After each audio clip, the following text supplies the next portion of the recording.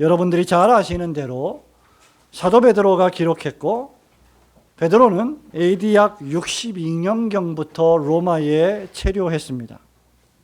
당시 로마 제국의 황제였던 네로 황제는 64년경부터 기독교를 향한 대대적인 박해를 시작했습니다.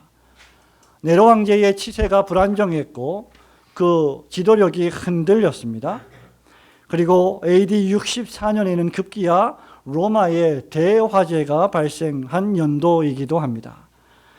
기름창고에서 발생한 작은 화재가 시내에 번지면서 로마시 전체를 황폐하게 만들어버렸던 엄청난 재앙이었습니다. 이에 네로 황제는 대참사 수습을 위해 노력했지만 민심은 이반되었고 시민들은 더욱 분노했고, 나아가 네로 황제가 자신의 지도력의 실추를 무마하기 위해서 방화를 지시한 것이 아니냐는 네로 방화설까지 나돌았습니다. 이에 네로 황제와 집권 세력은 당시 새롭게 성장하고 있었던 기독교인들에게 그 책임을 뒤집어 씌웠고, 그리스도의 제자들을 비롯하여 수많은 그리스도인들을 학살하는 엄청난 비극의 원인이 되기도 했습니다. 수많은 그리스도인들이 사회 혼란 해결의 희생양이 되고 말았습니다. 더욱이 그리스도인들은 이방인들과 달리 주의를 거룩히 지키며 안식일과 주의를 거룩히 지키며 불신자들과 구별된 생활을 하며 거룩하고 경건한 삶을, 고요하고 단정한 삶을 살고 있었기 때문에 더욱 세상 사람들의 핍박을 당하고 있었습니다. 뿐만 아니라 방탕하고 소비하기를 좋아하며 자기 배만 위하는 게으름장이가 많았던 시대의 사람들이 그렇게 자신들과 함께 타락하고 방탕한 삶을 살지 않는 그리스도인들을 핍박하는 것은 너무나 당연한 일이었습니다. 이에 적지 않은 유대인들과 그리스도인들이 로마 제국과 네로 황제를 대적했고, 급진적인 단체들은 혁명당을 만들어서 조직적으로 로마와 전투를 벌이며 싸우기도 했습니다. 사회는 극도로 혼란스러웠고 그리스도인들도 무엇이 옳고 무엇이 그른지 분별하기가 매우 어려운 시대를 살았습니다. 이에 사도 베드로가 세상 권력, 즉 국가정부와 신자와의 바른 관계를 설명하면서 고난에 처한 성도들을 위로하기 위하여 이 편지를 기록하였습니다. 베드로 사도는 신자들이 신앙적인 이유 때문에 박해를 당하고 부당한 대우를 당할 때 분노하며 동일한 방법으로 그들에게 복수해서는 안 된다는 것을 교훈하고 있습니다. 하나님께서는 최후 심판의 날에 산자와 죽은 자를 그들이 행한 모든 일에 따라 심판하실 살아계신 하나님이시기 때문에 그때까지 인내하며 믿음으로 극복할 것을 초대교회 신자들에게 권면한 바 있습니다. 그 방법 가운데 하나가 무엇이냐라고 할 때 신자들이 세속 정부를 향해 주 안에서 순종하라는 것입니다. 주 안에서 모든 제도에 순종하라는 말입니다. 오늘 주 안에서 순종하되, 주 안에서 순종하되라는 제목으로 정부와 교회의 관계와 특별히 종말을 살아가는 그리스도인 신자의 자세를 살펴보며 하나님 말씀의 교훈을 받기를 소망합니다. 첫 번째로, 그리스도인들은 어떤 생각을 가져야 하느냐? 위에 있는 왕이나 관원들의 권위는, 즉 세상의 제도들은, 법들은 하나님께서 이 세상을 위하여 허용하신 것임을 알아야 합니다. 우리 좀 답답하시겠지만 여러분 2장 13절 말씀 함께 읽어보겠습니다. 시작. 인간의 모든 제도를 주를 위하여 순종하되 혹은 위에 있는 왕이나 혹은 그가 악행하는 자를 징벌하고 선행하는 자를 보상하기 위하여 보낸 그 다음 총독에게 하라, 이렇게 쓰고 있습니다. 베드로는 지금 인간의 제도를 순종하라고 말합니다. 그러면서 특별히 왕과 총독들, 즉 시민을 위하여 시민을 다스리고 국민을 다스리는 관원들을 제도라고 불렀습니다. 성도들은 하나님 나라의 백성이요, 저와 여러분들은 하나님을 믿는 하나님의 백성이고 하나님 나라의 백성이기도 하지만 동시에 우리의 시민권이 하늘에 있음에도 불구하고 우리는 이 땅에 발을 붙이며 살아가는 대한민국의 시민입니다. 따라서 사회의 일원으로 신자는 이 대한민국 땅에 살아갈 동안 세상의 법과 제도에 순복해야 합니다. 바울도 로마서 13장 1절에서 로마 제국의 통치하에 살아가고 있던 그리스도인들과 교회를 향하여 이렇게 말합니다. 각 사람은 위에 있는 권세들에게 굴복하라. 그러면서 이 권세가 하나님께로 나지 않음이 없나니라고 말하므로 세속 정부의 기원이 하나님께 있음을 분명히 하고 있습니다. 모든 권세는 하나님이 정하시고 하나님께로부터 났다는 말입니다. 바울은 고대나 현대를 막론하고 오늘날의 모든 국가와 정부와 모든 조직과 제도와 법이 그들 스스로 만들어낸 산물이 아니라 하나님이 정하신 바다라고 분명히 말합니다. 여러분, 본문 14절 말씀에도 보면 왕이나 총독들은 악행을 징벌하고 선행을 보상하기 위하여 보냄을 받은 자다라고 쓰고 있습니다.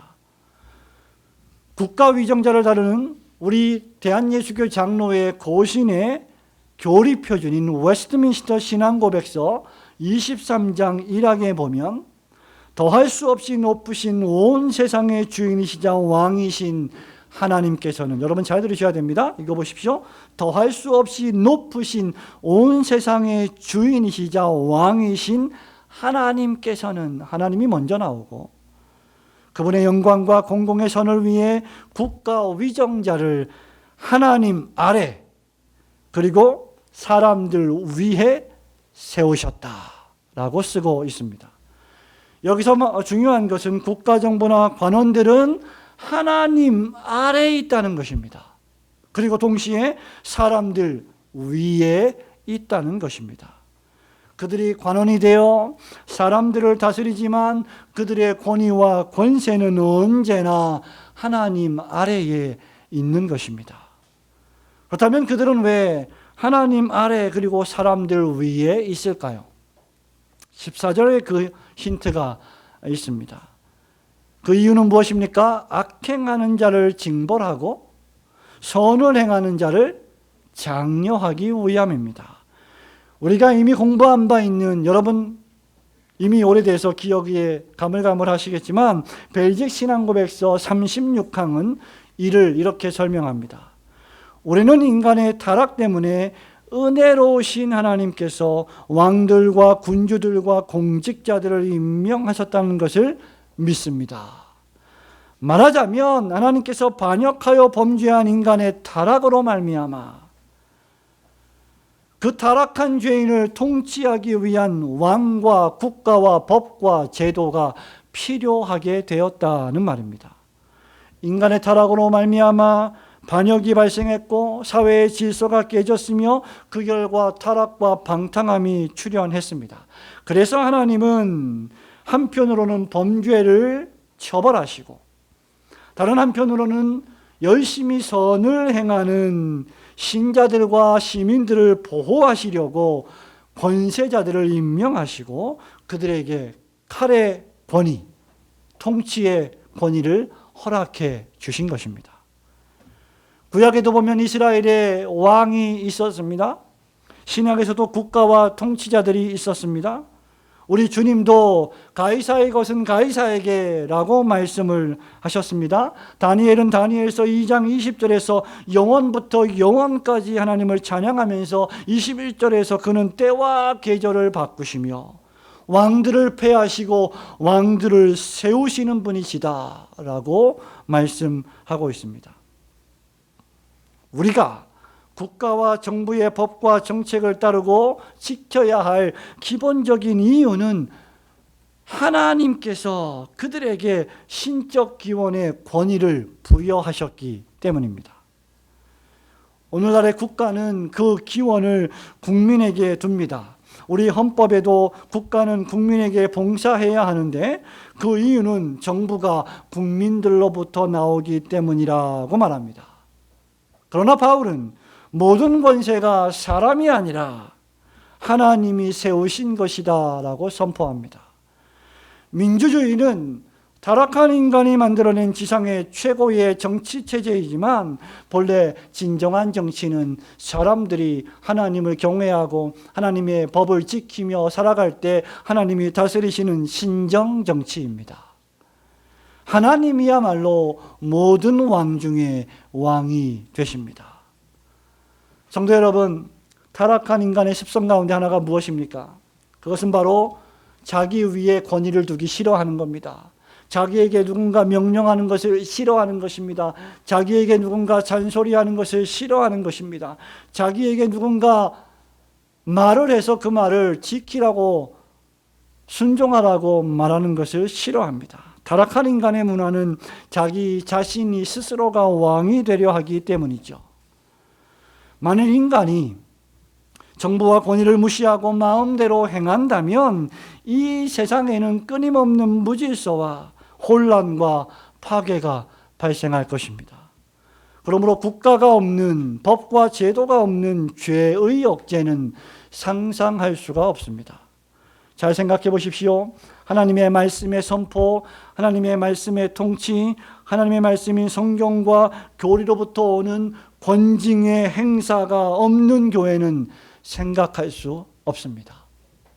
그러한 교회는 무질서한 교회가 될 것이고 그러한 교회가 믿는 하나님은 무질서의 하나님이 될 것이기 때문입니다. 부모의 훈육이 없는 가정은 생각할 수 없고 상상할 수 없습니다. 부모의 말에 순종하지 않는 가정은 무질서한 가정이 될 것입니다. 그러나 동시에 우리는 국가와 정부가 하나님 아래에 있음을 명심하여 겸손히 행해야 한다는 사실 역시 지적해야 합니다.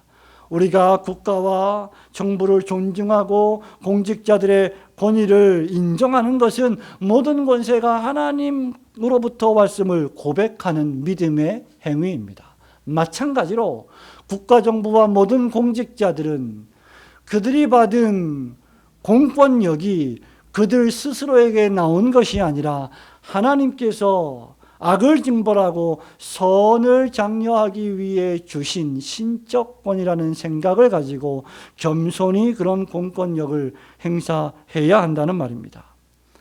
어떤 위정자도 교만히 행하고 방자하게 행할 때 하나님의 심판을 면치 못했습니다. 헤롯 왕이 하나님께 영광을 돌리지 아니함으로 벌레가 먹어 죽은 사건을 우리는 잘 기억하고 있는 것입니다. 그럼에도 선한 국가와 정부를 향해서는 마땅히 우리는 주 안에서 순종하는 시민의 의무를 다해야 할 것입니다. 저와 여러분이 국가와 정부의 모든 제도를 하나님이 허락하여 주신 것으로 믿고 그들에게 주 안에서 순종하는 건강한 시민들, 성도들 되시기를 주님의 이름으로 축원합니다.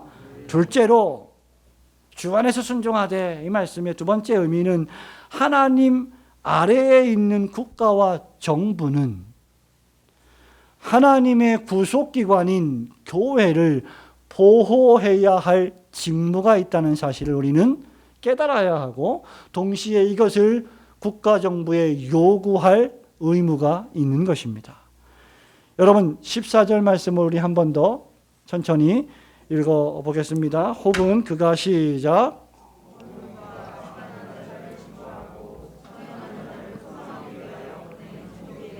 네, 혹은 그가 악행하는 자를 징벌하고 선행하는 자를 보상하기 위하여 보낸 총독에게 하라. 여기 하나님이 주신 인간의 모든 제도의 궁극적 목적이 묘사되어 있죠. 아까도 말씀드린 바와 같이 그것은 악행자를 징벌하고 선행하는 자를 격려하고 상을 내려주는 것입니다.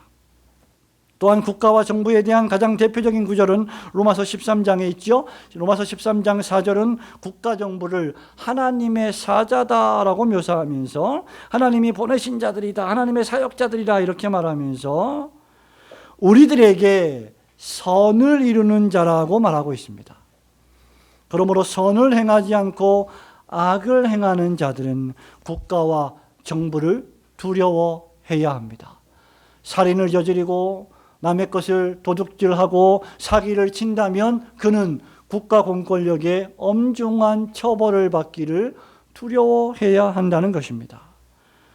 선을 행하지 않고 악을 행하는 자들은 국가와 정부를 두려워해야 하는데 이것은 인간의 자연법과도 결코 모순되지 않습니다. 인간은요, 죄를 저지르면, 나쁜 일을 하면 누가 뭐라고 하지 않았는데도 두려움이 생깁니다. 왜 그렇습니까? 인간의 양심, 하나님께서 우리에게 주신 영혼의 양심이 그 죄를 지적하고 책망하기 때문입니다. 뿐만 아니라 국가의 법이 그것을 죄라고 규정하기 때문입니다. 교회의 경우에는 신자들이 범죄하였을 경우에, 영적으로 어떤 범죄에 빠졌을 경우에 왜 두려워함을 느낍니까? 하나님의 말씀을 통하여 그 범죄자들을 징벌하는 권징이 교회에서 시행되기 때문입니다. 하나님의 말씀이 모든 범죄를 정죄하고 책망하는 기능을 하기 때문입니다. 그렇다면 국가와 정부는 왜 악을 징벌하고 선을 장려해야 합니까? 그것이 국가의 의무이기 때문입니다. 국가 정부는, 대통령은, 장관들은, 국무위원들은, 국회의원들은, 모든 공무원들은 본인들이 인정하든 인정하지 않든 국가 정부의 기원이 신적이며 그 임무가 죄를 억제하고 선을 조장하는 것이라는 사실을 기억해야 합니다.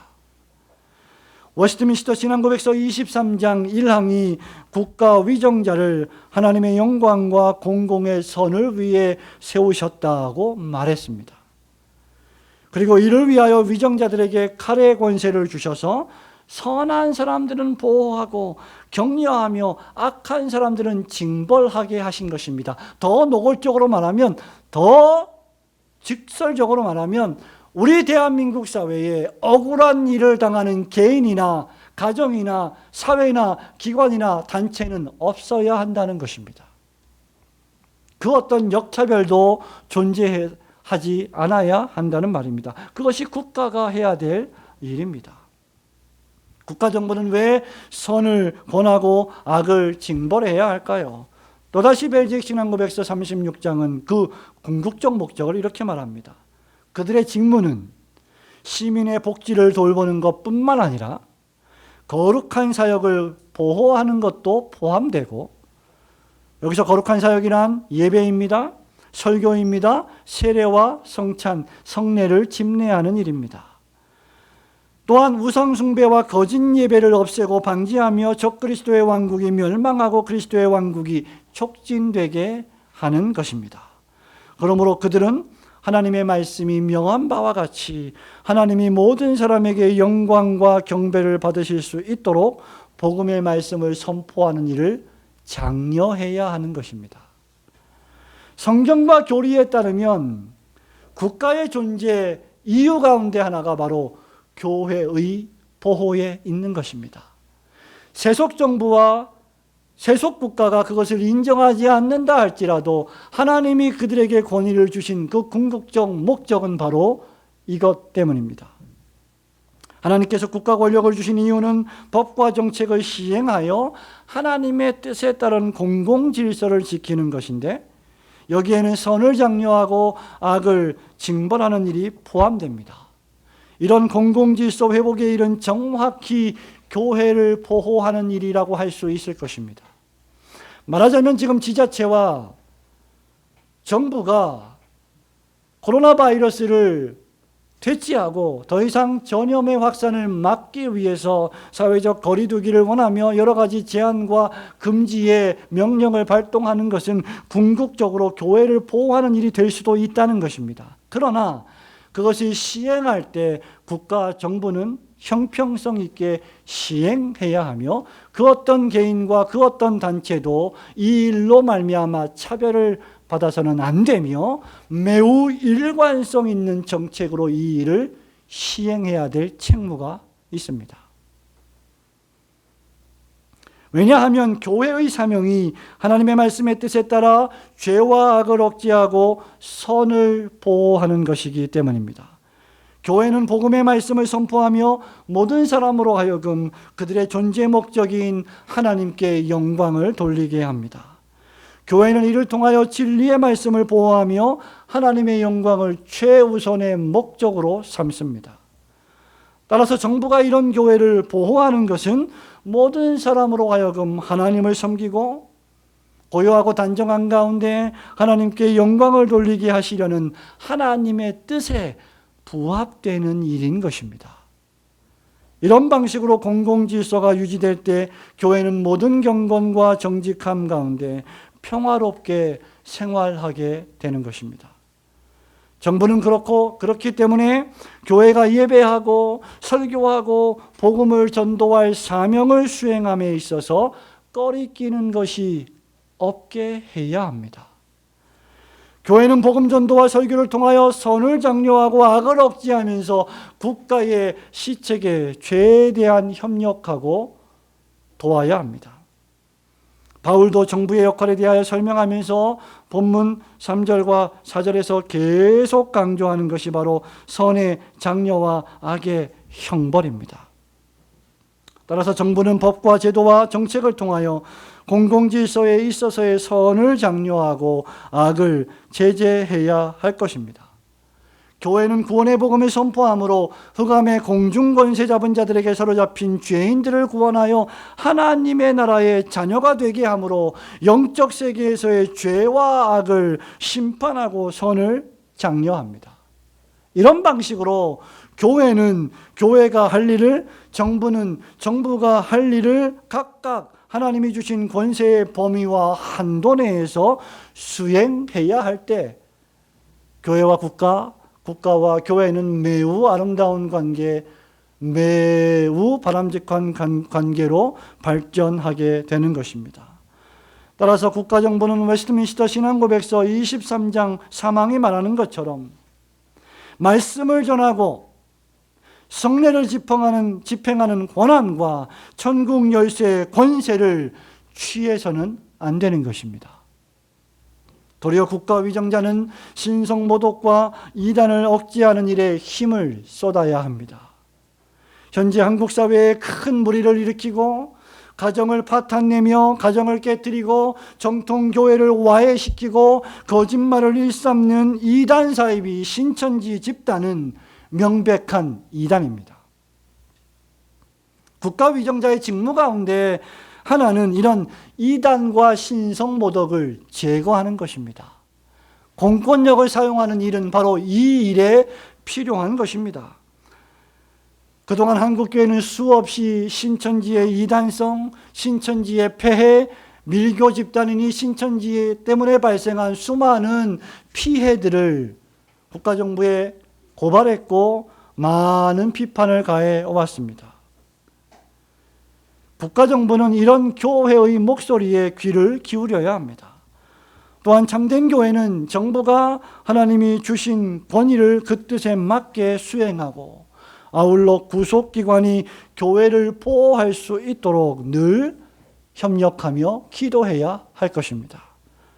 성도 여러분, 이 어려운 시대를 만나서 우리가 국가와 위정자들이 악을 제어하고 하나님의 구속기관인 교회를 보호할 수 있도록 사려 분별을 가지고 세상을, 대한민국을 통치할 수 있게 해달라고 그들을 위하여 기도하시는 성도들이 되시기를 주님의 이름으로 축원합니다. 마지막으로 교회와 신자는 주 안에서 순종하되 이 뜻인 교회와 신자는 국가 위정자와의 관계에 있어서 언제든지 항상 행실을 선하게 하여 어리석은 사람들의 무식한 말을 막을 줄 알아야 합니다. 15절과 16절 말씀 함께 읽겠습니다. 곧 시작. 곧 선행으로 어리석은 사람들의 무식한 말을 막으시는 것이라. 너희는 자유가 있으나 그 자유로 악을 가르는 데 쓰지 말고 오직 하나님의 종과 같이 하라. 아멘. 서론에 말씀드린 대로 초대교회는 로마 제국의 많은 박해와 고난을 당했습니다. 교회를 향한 로마 제국의 박해, 네로 황제의 박해는 극에 달했습니다. 그러다 보니 국가 권력에 대항하고 국가를 전복시키려는 혁명 세력들이 속속 출현하게 되었고, 극단주의자들이 발생하게 되었고, 비관주의자들이 발생하게 되었습니다. 특히 우리 로마서를 기록할 때에도 마찬가지였습니다. 당시 로마 제국의 속국의 시민으로서의 유대인들은 적대 관계에 있었습니다. 그 가운데는 독립을 꿈꾸는 자들도 있었고 혁명당원들도 있었습니다. 국가가 볼 때 이러한 사람들은 국가의 심대한 위협이 되는 존재로 여겼을 것입니다. 모든 권위를 무시하고 법도 지키지 않으며 세금도 내지 않는 등 권세를 거스리는 자들이 발생했습니다. 이런 현상은 역사 속에서 계속하여 반복되었습니다. 사실 지금 우리가 만나고 있는 이 재앙들은 새로운 것이 아니라, 전혀 새로운 것이 아니라 수없이 역사 속에서 반복되었던 일이기도 합니다. 종교개혁의 시기였던 16세기에도 제세례파와 신령파와 같은 존재들이 있었습니다. 이런 이단 종파들은 자기들이 하나님의 신민이기 때문에 세상 법을 지키지 않아도 된다는 구실을 핑계로 삼았습니다. 하나님 믿고 예배를 드리면 하늘에서부터 신령한 기운과 힘이 내려와서 우리는 그 어떤 바이러스로부터도 안전할 것이다 라는 말을 하는 오늘 시대와 별로 다를 바가 없어 보입니다. 무슨 병에 걸렸든지 예배당으로 데리고 나오기만 하면 목사가 안수해서 병을 고칠 수 있다고 선전하는 시대와 별로 다를 바가 없습니다. 지금도 여전히 변함없이 우리는 하나님과 직통으로 계시를 받으며 하나님과 대화를 하며 하나님의 뜻을 알 수 있다고 주장하는 아주 어리석은 일부 소수 무리들이 지금도 여전히 마찬가지로 존재하고 있습니다. 성도 여러분, 여호와의 증인들 가운데는 양심적 병역 거부를 통해서 합법적이며 정당한 국가의 요구를 받아들이지 않는 사람들도 있습니다. 소위 신사도주의자들, 자신들은 직접 하나님과 대면하여 대화를 하고 하나님의 뜻을 실시간으로 받을 수 있다라고 주장하며 기존의 모든 질서와 권위를 무시하기도 합니다. 이런 상황 속에서 사도 베드로는 우리에게 귀한 교훈을 던집니다. 누가 그리스도인들이 누구입니까? 그리스도인들이 어떤 사람들입니까? 라고 말할 때 신자들은 15절의 말씀대로 선행으로 어리석은 자들의 무식한 말을 막는 자입니다 라고 말할 수 있어야 합니다. 여러분, 12절에 보면 이 선행으로 어리석은 자들의 무식한 말을 막는 자는 누구입니까? 행실을 선하게 가지는 자입니다. 신자는 선을 행하는 자이다라는 말이죠. 본문의 문맥으로 볼 때 무엇이 선일까요? 어떤 것이 선행입니까?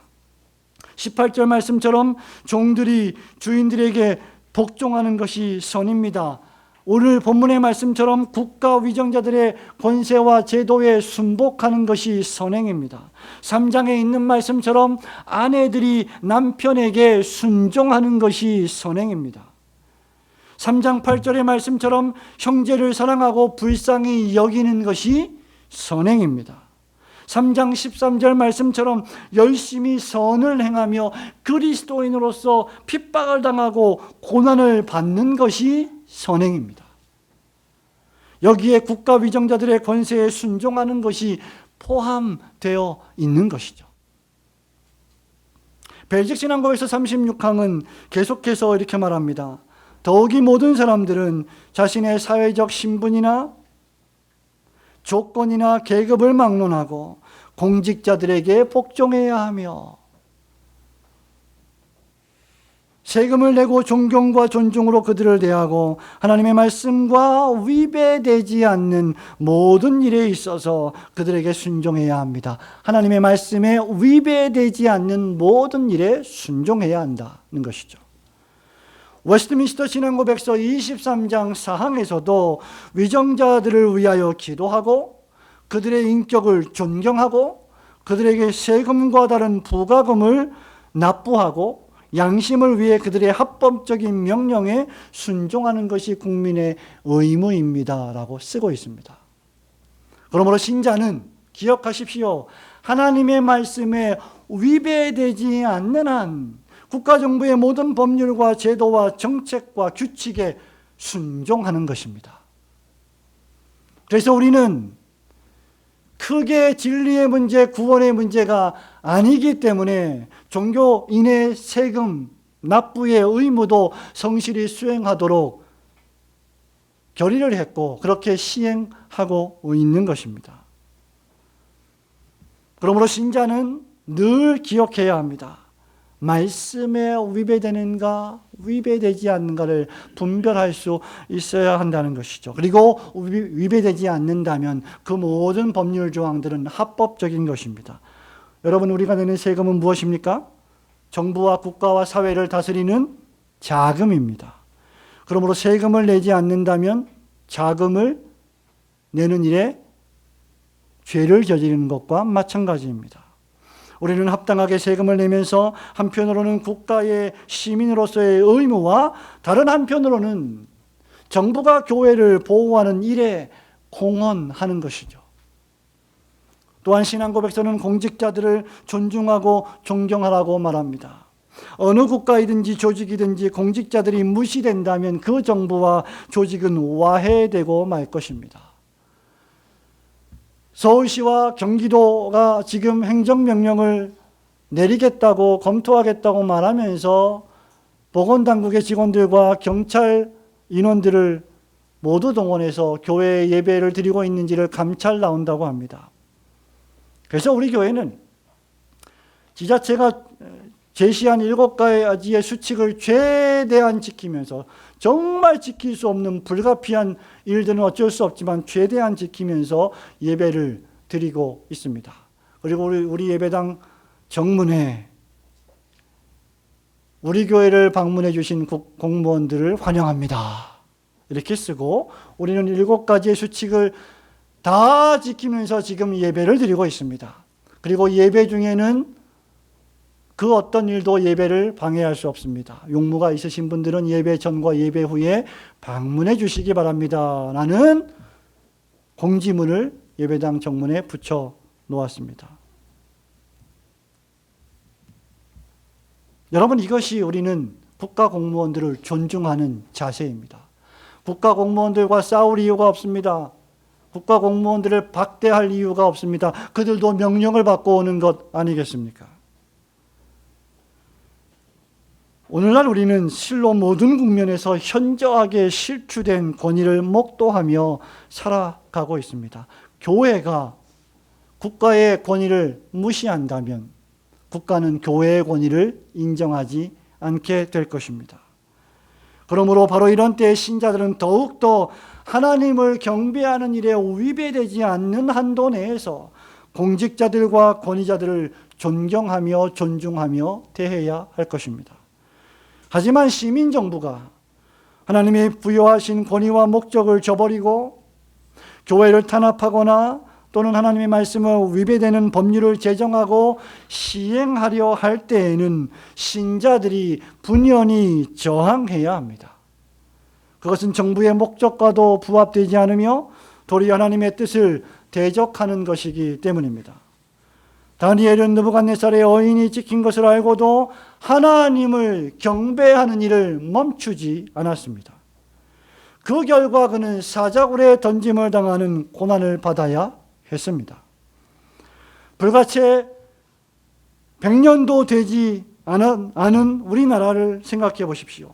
우리나라를 침략한 일본은 신자들에게 일본 신사를 참배하도록 강요했습니다. 그때에도 많은 신자들이 이 일에 항거하다가 투옥되었고 감옥에서 목숨을 잃었습니다. 아마 오늘날에도 종류는 다르지만 이런저런 정부의 불의한 악법들이 교회와 신자를 고난의 구렁텅이에 던져 넣을지도 모릅니다. 그런 일에는 사람보다 하나님의 뜻에 순종하는 것이 마땅하다고 담대하게 말한 베드로처럼 우리도 하나님의 뜻에 순종해야 합니다. 저는 근본 바이러스 사태로 인하여 국가 위정자들과 지자체장들이 방역에 힘쓰고 특별히 질병관리본부와 모든 의사들과 간호사들과 병원의 직원들의 노고에 진심으로 시민의 한 사람으로서 감사하고 있습니다. 그럼에도 불구하고 지난 며칠 동안 서울시장과 경기도지사가 교회의 주일 예배 모임을 제한하는 행정명령을 발동하고 7가지 과도한 수칙을 어기고 예배를 강행할 경우에 300만 원의 벌금을 부과하고 확진자 발생 시 구상권을 청구하겠다고 말하면서 마치 정통 기독교회가 바이러스의 온상지인 것처럼 말하는 여론이 그것을 더욱 부추기고 조장하는 것은 명백한 종교 분리의 원칙에 어긋나는 조치들이며 불합리하고 불평등한 조치라고 사려됩니다. 더욱이 지난 금요일 대통령께서는 이런 서울시장과 경기도지사의 조치를 적극 지지한다라고 말씀한 바 있습니다. 이런 조치들은 최대한 방역에 협조해온 교회들의 사기를 떨어뜨릴 뿐만 아니라 심한 반발을 불러일으키는 불합리한 조치들로 발전할 수 있음을 우리는 생각해 보아야 합니다. 아까 말씀드린 바와 같이 어떤 경우에서도 국가는 교회의 말씀과 성례의 집행 권한을 금지할 권한이 없습니다. 국가 위정자는 시민들에게 권면하고 시민들은 그 권면을 잘 따르고 협력하면 되는 것입니다. 뿐만 아니라 이러한 모든 조치들은 교회를 향해서만이 아니라 모든 기관과 단체들을 향해서 일관성 있게 시행되어야 상식적으로 납득이 될 것입니다. 하지만 이런 상황 속에서도 그리스도인들은 베드로 사도의 권면대로 선을 행함으로 어리석은 자들의 무식한 말을 막아야 하는 것입니다. 여러분이 이미 언론에서 다 보고 듣고 아시는 것처럼 어떤 기자는 또 어떤 언론들은 또 심지어 어떤 지자체의 공무원들은 교회가 헌금 때문에 예배를 드린다, 예배를 강행한다, 돈 때문에 예배를 강행한다 라는 그런 어리석은 말들을 만들어내고 있습니다. 그것이 우리에게 얼마나 아픔인지, 그것이 얼마나 우리에게 가시가 되는지, 그 말 한마디 한마디로 인하여 얼마나 많은 교회들이 상처를 입는지 생각을 해 보아야 합니다. 바로 그러할 때에 교회는 돈 때문에 예배를 드리는 것이 아니고 교회는 인간의 지상 최고의 존재 목적인 하나님의 영광과 그분을 즐거워하기 위하여 예배를 드리는 것이라는 사실을 우리의 신앙 고백과 우리의 예배와 여러분의 삶의 현장에서의 실천으로 선을 행함으로 그들을 깨닫게 해야 되는 것이 바로 교회와 신자의 책무라는 것입니다. 선을 행하는 우리를 도리어 악행하고 있구나 비방하는 자들을 향해서 우리가 동일한 악으로 대할 것이 아니라 인내하고 참는 가운데 지자체의 7가지 수칙을 잘 준수하면서 교회에서, 가정에서, 직장에서, 사회에서 신자로서의 바르고 정직한 삶을 살아감으로 세상의 신뢰를 회복하는 것이 오늘날 교회와 신자로 부르심을 받은 모든 기독교회의 사명일 것입니다. 사랑하는 성도 여러분, 말씀을 맺습니다. 우리 교회 당회는 매 주마다 매 주일의 모임을 바이러스 사태의 추이를 지켜보면서 결정하고 있습니다. 왜냐하면 바이러스의 전염의 확산도 막아야 될 시민의 의무를 우리가 가지고 있고 동시에 하나님을 예배하는 공적 예배, 이 주일을 지키는 완전히 무너져 버리고 있는 주일 성수를 지키는 이 하나님의 계명도 동시에 지켜야 할 책무가 우리에게 있기 때문입니다. 불가피하고 부득이한 상황에서 국가정부가 병원과 마트와 교통수단과 필요한 몇몇 시설을 제외하고 모든 시설들에게 모임의 중지와 폐쇄의 명령을 내린다면, 그렇게 상식적이고 합리적인 명령을 내린다면 우리 교회 당회도 또 한국교회도 모두가 다 그렇게 해야 되는 것이 사려 분별이라고 저는 생각을 합니다.